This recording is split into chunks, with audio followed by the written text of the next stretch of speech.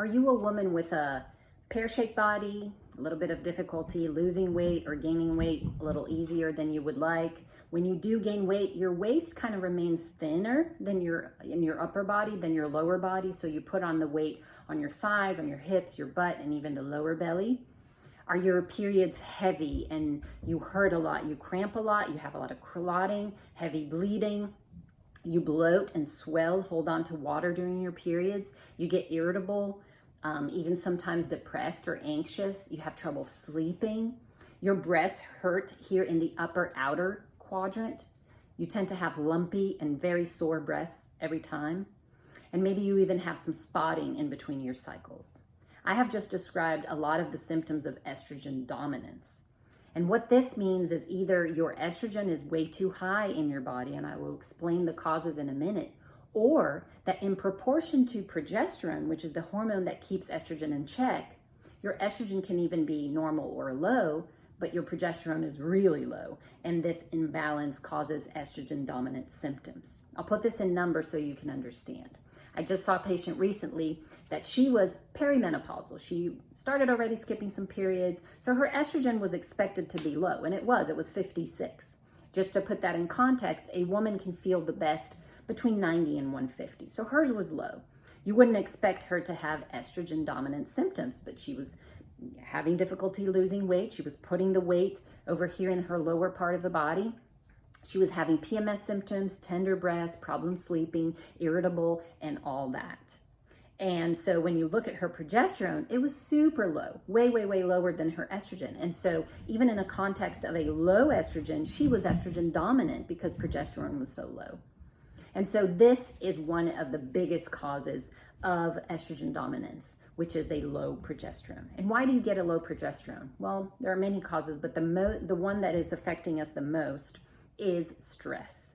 The mother molecule to produce progesterone is the same mother molecule that is needed to make cortisol. And when you are using a lot of that to make cortisol, little is left to make progesterone, and you get low progesterone.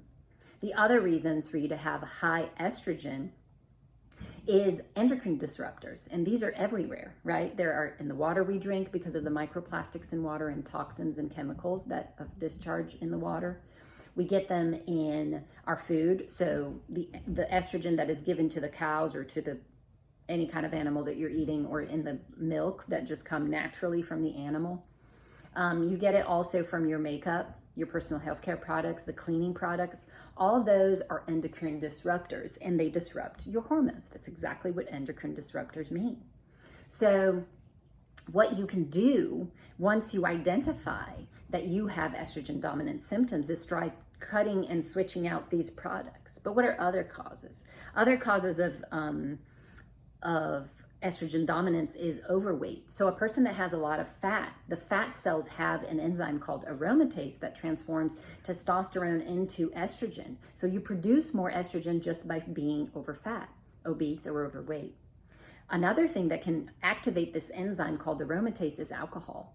So excessive drinking will, and not to the point of you being an alcoholic, but just drinking a lot, many times a week even, can increase this production of estrogen by your cells.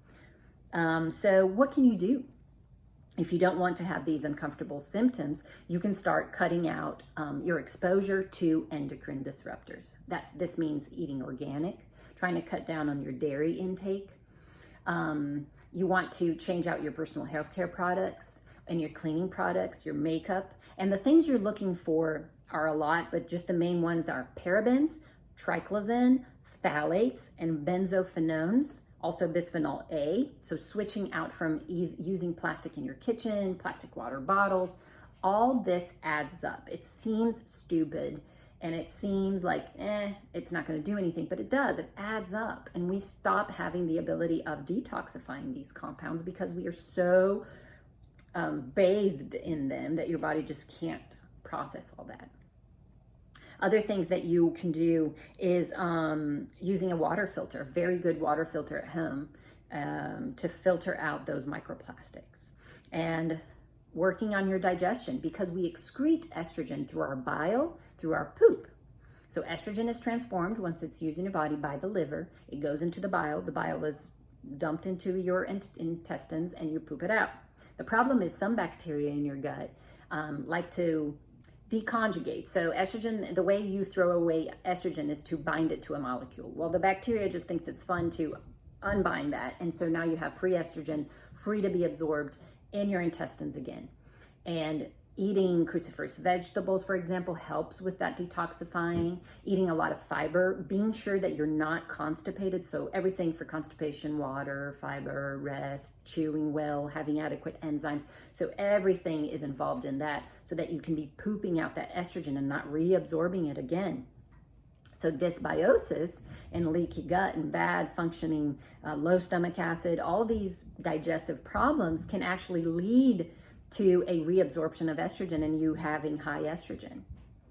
Other things that you can do is manage your stress, because remember I told you that the stress is stealing your mother molecule to produce progesterone, and progesterone is that calming hormone, relaxing hormone that counteracts the excitability of estrogen. So managing your stress will help you have more progesterone. Reducing your alcohol consumption so you don't have the production of estrogen as much. You can do hormone replacement therapy as well to make you feel better. But this is a fix for your symptom. It is not a fix for your cause, okay? Just making that clear. Then there are some supplements that you can do for your gut health to help that bacteria, to help the way the bacteria split that estrogen up to maintain that kind of glued together.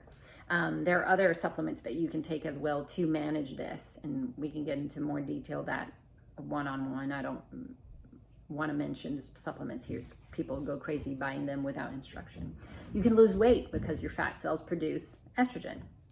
And then essential oils and herbs are very potent, and the ones that I'm going to mention here, you can use them as essential oils, diffusing it, rubbing it with a carrier oil on your skin, or you can use them in the form of teas or tinctures. So clary sage is the top hormone balancing oil herb in the world, because it reduces cortisol, so you make more progesterone, and it also balances out the estrogen production, which is great.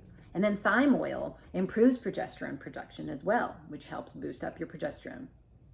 Lavender and chamomile both reduce cortisol, so that's great. You can make more progesterone. And then finally, rosemary helps you remove the excess estrogen. It helps you detox estrogen, and it reduces cortisol, which boosts progesterone. So these are some ideas for you to know how to identify if you are estrogen dominant, and things that you can do besides hormone replacement therapy for managing your symptoms.